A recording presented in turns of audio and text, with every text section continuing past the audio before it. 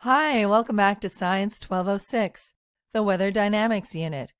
I'm Ms. Ledwell, and in this video, we'll talk about how to measure atmospheric pressure and wind.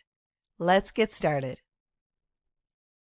A barometer is a device used to measure atmospheric pressure. Recall that atmospheric pressure is a force that a column of air applies on the air or surface below it. The standard units used to measure atmospheric pressure are kilopascals, represented by a lowercase a followed by an uppercase p and lowercase a. Atmospheric pressure at sea level is 101.3 kilopascals. When barometer readings are recorded daily, the atmospheric pressure trend may be rising, falling, or stable. An aneroid barometer is characterized by a flexible, airtight component known as an aneroid cell, which contains a small amount of air. The aneroid cell expands or contracts based on atmospheric pressure. Lower atmospheric pressure causes less compression than higher atmospheric pressure. Changes in the cell's volume cause a needle to move, thus indicating the air pressure on a dial. A wind vane is a device used to determine the wind's direction. In other words, the direction the wind is coming from. For example, a north wind blows in from the north. A wind vane consists of an arrow with a fin-shaped tail for stability. As the wind blows, it rotates the tail, aligning the arrow to point towards the source of the wind. Therefore, wind direction readings indicate the direction from which the wind is blowing. If the wind vane is completely still and you feel no breeze, then the wind speed and direction can be recorded as 0. Here's an example of a chart that could be used to record the wind direction over a period of time as measured with a wind vane. So each day you color in the direction of the wind: north, northeast, east, southeast, south, southwest, west, or northwest. And then also there's a bar for calm days where no wind is experienced. An anemometer is an instrument used to measure wind speed. Wind speed is generally measured in kilometers per hour.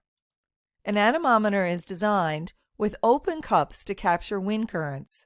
As the wind flows into these cups, it causes them to rotate.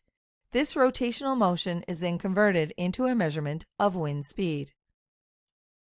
A simple anemometer may not be effective at detecting breezes under 10 kilometers per hour. For gentle wind conditions, the Beaufort scale is a reliable alternative for estimating wind speed. Conceived by British Rear Admiral Sir Francis Beaufort in 1805, this scale was initially devised to assess wind speeds over oceanic waters. It was later adapted for land applications as well. Here's an example of the Beaufort scale, and we'll just look at a few measurements on it. We'll notice that 0 on the Beaufort scale indicates a wind speed of less than 1 kilometer per hour, and that would be described as being calm. If you had a fire outside, in this case, the smoke would be rising straight up. 6 is the halfway point on the scale, and that applies to winds with a speed of 39 to 49 kilometers per hour. The winds would be described as a strong breeze, and in this case, the large branches of trees would be moving, telephone wires whistling and moving, and it would be hard to use an umbrella. 12 is the top speed on the Beaufort scale, and this indicates wind speeds above 117, and they would be classified as hurricane-type winds. In this case, there's tremendous damage occurring and possibly loss of life. Here's an example of a simple anemometer that could be used to measure wind speed.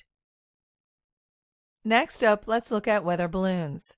Weather vanes are useful for capturing wind direction near the Earth's surface, typically up to a few meters high.